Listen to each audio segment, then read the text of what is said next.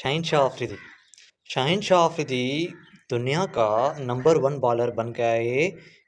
मतलब कैसे आप बोलेंगे, आप समझेंगे तो कैसे दुनिया का नंबर वन वाहिद बॉलर इसीलिए बन गया है, तो वो वाहिद बॉलर है दुनिया के अंदर जिसने फर्स्ट ओवर में विकेट निकाली हो। 21 बार इसने कारनामा सर अंजाम दिया है शाहीन शाह अफरीदी ने।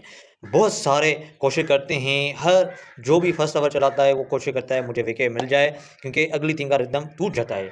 तो वो पाकिस्तान का नहीं मगर दुनिया का नंबर वन बॉलर बन गया है शाहीन शाह अफरीदी, जिसने अपने करियर में अपनी जो ख्वाहिशात लेके चला था, तो मुझे विकेट टू विकेट बॉल चाहिए और विकेट हर ओवर में चाहिए। तो वो अभी 20 बार पहले भी पाकिस्तान का था मोहम्मद आमिर, जिसने 20 बार ये कारनामा सर अंजाम दिया, और शाहीन शाह ने 21 बार दिया।